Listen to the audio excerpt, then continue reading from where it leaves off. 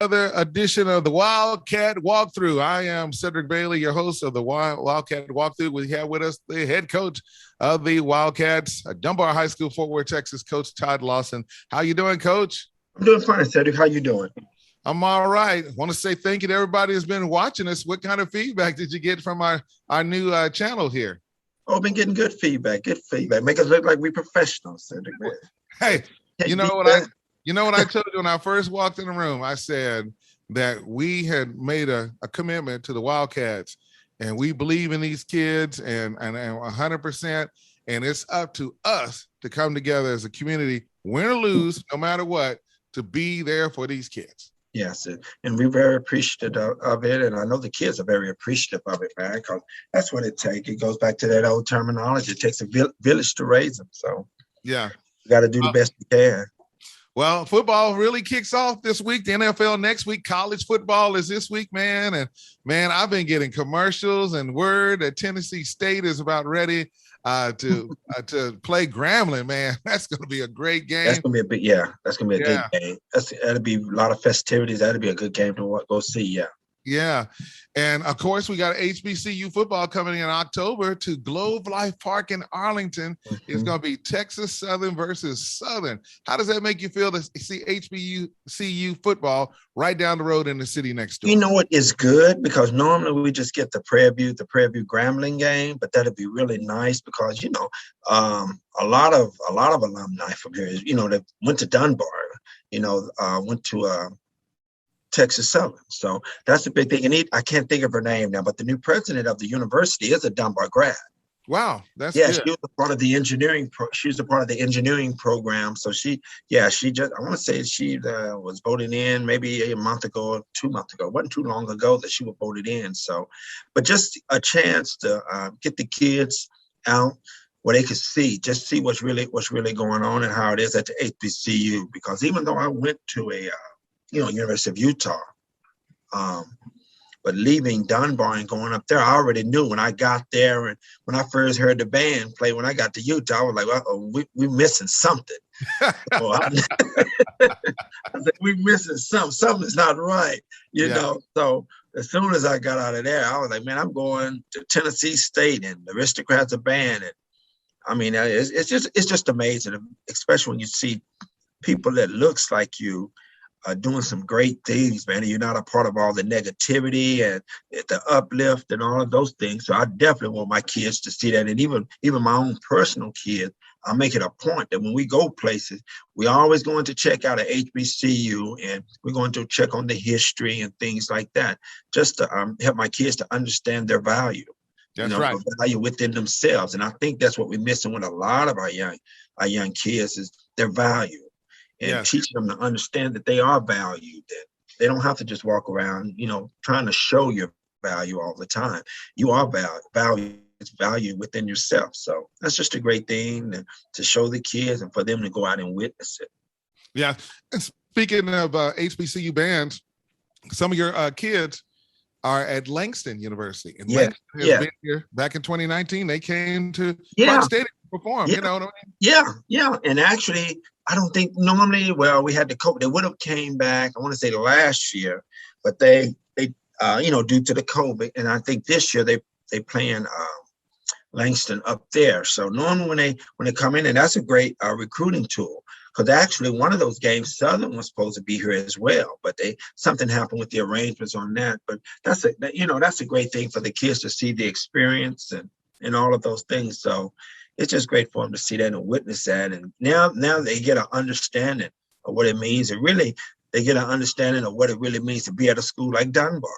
Yeah. You know, because we're just a smaller version of it. Mm-hmm. And, it's just something to how it just grows on you. It's within your stomach. It just grows on you. And people just really don't know how important it is until you. And the band director at Dunbar, his name?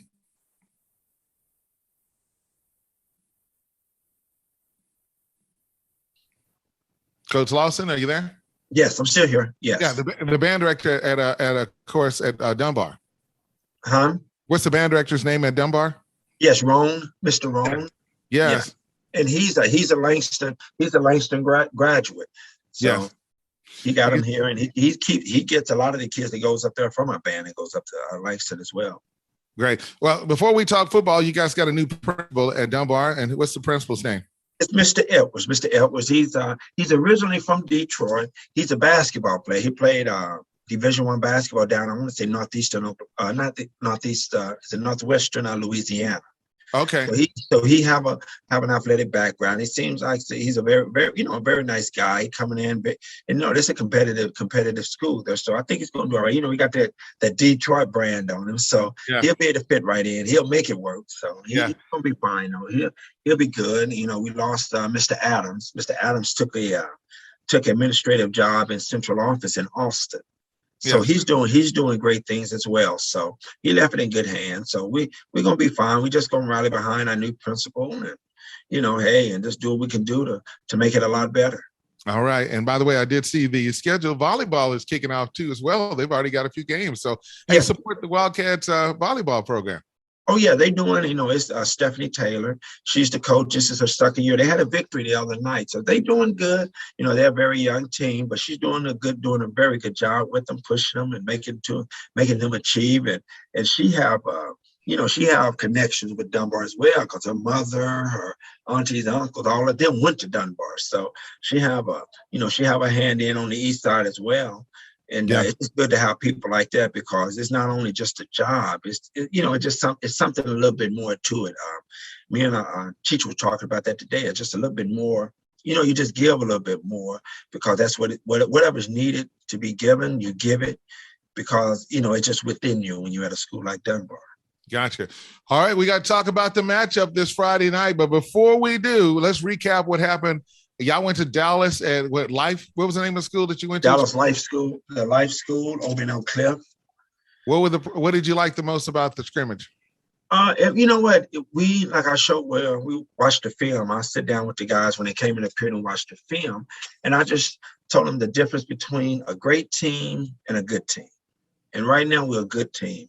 And what I mean by that is we can when we go out there and we consistently do what we're supposed to do, we just drive right on down the street, right on down the field. But then when those inconsistencies comes in, and I tell them that's what makes us different from being a great team, because those inconsistencies where it's just that individual player just not doing what they're supposed to be. And it's nothing that they don't know about it. It's just being consistent at doing your job. And that's something you have to do in your everyday life. So kind of showed that to them. It wasn't a fussing session or nothing like that, because they didn't give up a score throughout the whole scrimmage. Yeah.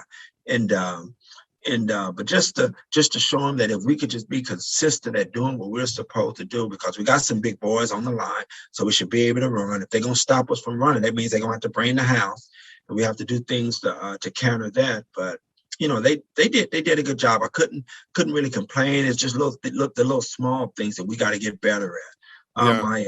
My sub-bosses did real well as well. They kept them scoreless, and they scored a few times. And just to see about 85% of them was freshmen out there that was going against their JV. And they're very competitive. I gotta tell them, I don't think they're smart enough to know that they supposed to kind of fear some of them bigger kids or older kids, but they fear nothing. And I always tell them, those are true East Side kids. They just compete and have a good time, and we got some of them that's coming up. So we're just gonna keep getting better, and that's the name of the game. Just keep getting better week by week. All right, the Wildcat walkthrough with Coach Todd Lawson. Of course, the Wildcats are Class 4A Division I. They are in District 6 4A, and those schools include Benbrook Bobcats, Fort Worth Carter Riverside Eagles, Diamond Hill Jarvis Eagles, Dunbar Wildcats, Eastern Hill Highlanders, Western Hill Cougars, and we have Kennedale, and also River Oaks Castleberry Lions. So those are the teams that are represented in that district.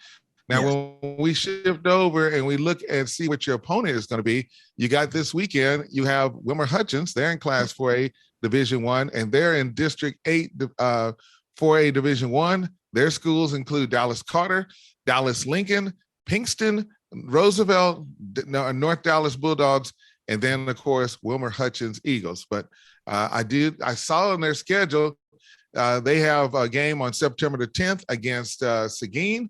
and they will play Kennedale, a non-conference game, on September the 17th. They will play Terrell on the 3rd, and then they open up against you guys against Dunbar on this Friday at 7:30 p.m. Now, I'm trying to make sure I got the coach's name, and what is his name there at Wilmer? It's Coach Bennett. Coach Bennett. Yeah, the second. Yes. Now, I was checking their roster out, and I think last year they won 5 games and lost 2. Is that about right? Yes, and they made it to the second round. So they're in that dish where after they play a Dallas school, and then they get like that. They go up and play that Salina. I'm schools right in that area, that Salina area. But normally they're pretty good. Now they'd be pretty good, be real physical, and Coach Bennett does a really great job with them, getting them ready to play and things like that. So we're gonna have our work cut out for us when we do go over.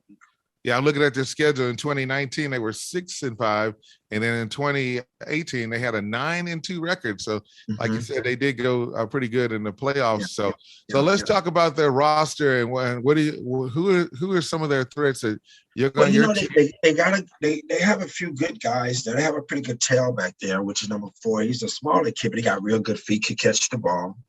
They have a pretty good quarterback. Now, one thing about them that we don't normally see is they're able to run a double tight. And those are some tight ends. I know one of them is his son, which is 6'3", 240, runs a 4.7. And the other guy is just as big. So that'll be something new for us to look at. I got you. I was looking at their roster here. They look like they got about 70 kids combined in their whole program. And what did I see you guys have at about 50-something? Combined or so in your programs as well, Coach? Say it again. I mean, they have about 70 kids in their program and all, including their JV. And how many do you have on your program? In all, right now, I'm sitting at a little over 60. I'm running about 30 on the varsity. And really, after everything's said and done with my sub-varsity, it's going to probably be closer to 40. So I got a bunch because I got a bunch of freshmen that came in, and I haven't had that in so long. It's scary to say that because I got 26 freshmen. So I will be able to kind of branch off and let them play some games by themselves, once we get into district and stuff like that, just to kind of let them get a feel where they're just not playing up all the time. So. And JV, of course, would be playing over at Fort Worth they play on Thursday, right? Yes, they'll be Thursday, and that'll be most of them freshmen as well. Yeah, they'll play here at 6:30 at the school. Okay, I got you. Well, we just got a few minutes. We want to let everybody know the game is at 7:30 on this upcoming Friday night, and then the first game will be at home next week against Dallas Madison. But right now, the key is give us at least 2 or 3 of your players on defense that you feel like that we need to be watching for on this evening, Coach.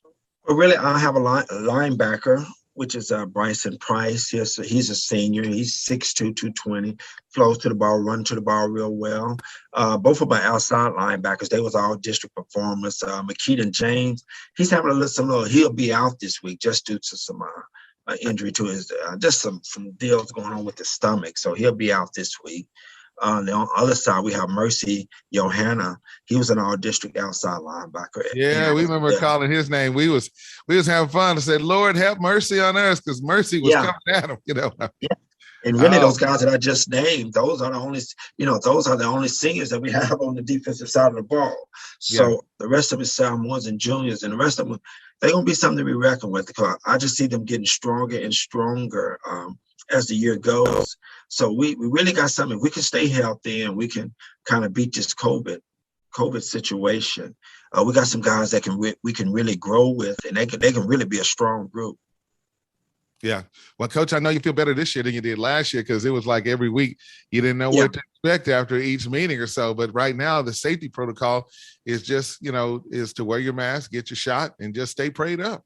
Yeah. Because see, all those schools that like Wilmer Hutchinson, they didn't play the first scrimmage because they was going through quarantine. Madison haven't been able to play any scrimmages. So they got a game this week. This is their first game. They haven't been able to scrimmage because they just coming off of quarantine. So you just, like you say, you just got to stay prayed up and just keep moving. All right. Well, we've been talking with Coach Todd Lawson of the Wildcat Report right here on the BGC Sports Network. So you got to remember now, BGC Sports, that's BGC SN2. That's what you got to go to. If you have Alexa Fire Stick, just say, Alexa, enable BGC we're on 2, and then that's where you can check out all the Wildcat football games. So we're looking forward to this matchup on this Friday evening, 7:30 p.m. It's the Eagles versus the Wildcats. Coach, you get the final say. No, just man, hey man, we just got to get out there. I'm looking for some big things. I'm looking for some maturity through a lot of our players. So, like I say, we like I told them today, we could be very good, but we just gotta go back into detail and just take care of the small things. Take care of the small things. So. Well, you've been checking out the Wildcat Report, the Wildcat Walkthrough. I'm your host, Cedric Bailey. It's game time in Dallas, Texas. We got more coming up, so keep it right here on the Big Game Christian Sports Network. Thanks a lot, Coach Lawson. All right, thank you, Cedric.